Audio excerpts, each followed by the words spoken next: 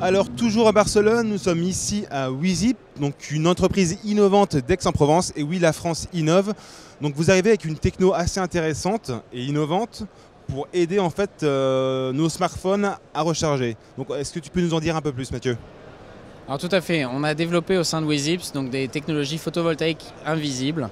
Typiquement, on a produit un composant qui s'appelle Crystal, qui est un composant transparent qu'on intègre directement dans l'écran des téléphones avec les constructeurs, avec les fabricants d'écran, pour que l'écran soit une source d'énergie lumineuse directement dans les produits. Donc c'est comme les panneaux photovoltaïques que j'ai à la maison, sauf que là c'est derrière un écran de smartphone et c'est totalement transparent.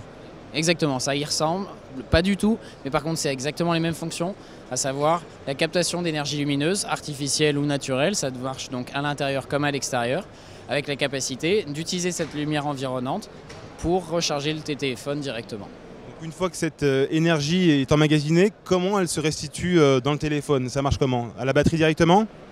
Alors on va dans la batterie directement. Tu parlais d'autonomie, le gain d'autonomie il est de combien à peu près? Grosso modo, on compte qu'il peut rajouter 20% d'autonomie sur un cas d'usage standard. En fonction du soleil, en fonction de plein de paramètres, on est entre 10 et 20% à peu près. Et au niveau des batteries, il n'y a pas un problème à recharger, décharger la batterie? Comment c'est géré ça? Alors, on n'a pas de problème à ce niveau-là parce qu'on s'intègre totalement avec les constructeurs. Donc on travaille ce qu'on appelle le power management pour pouvoir justement emmagasiner cette énergie de façon intelligente dans le téléphone et pour la restituer proprement derrière. Donc typiquement, on a la possibilité avec eux d'utiliser justement cette énergie sur des fonctions extrêmement ciblées, des fonctions de type e-ticketing, des fonctions de paiement, etc.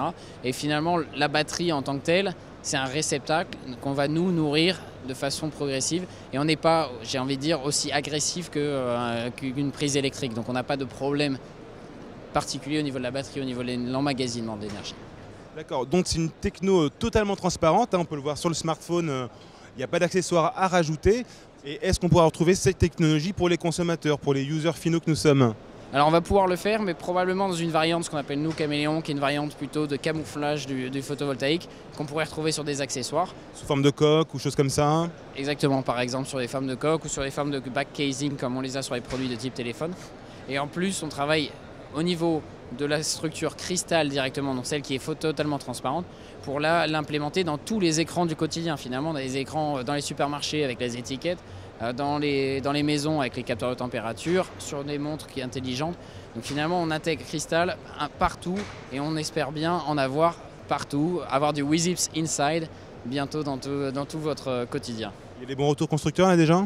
Très bon retour aujourd'hui, je crois qu'on a une couverture énorme, une représentation des constructeurs du monde entier qui sont venus voir justement ce que ça permettait de faire. Ce qu'ils appellent aujourd'hui l'energy harvesting, donc la capacité à utiliser une énergie propre, gratuite et facile à emmagasiner pour un produit. Ça fait énormément de sens pour eux, c'est une promesse d'innovation, une promesse de développement durable à un certain point. Donc finalement ça va totalement dans la tendance du téléphone mobile d'aujourd'hui. C'est pour dans combien de temps à peu près? On espère à la fin de l'année, début de l'année prochaine, avoir des produits qui sortent, soit des produits de type téléphonique, soit des produits de type écran du quotidien. On parle peut-être de montres, on parle peut-être d'étiquettes. Donc on est vraiment dans une logique là de go-to-market, donc d'attaquer le marché de façon vraiment très forte avec des acteurs qui sont aujourd'hui mondialement reconnus. Merci Mathieu. En vidéo également sur Dailymotion YouTube et en podcast iTunes. Retrouvez-nous sur Facebook /CNET France et sur Twitter @CNET France.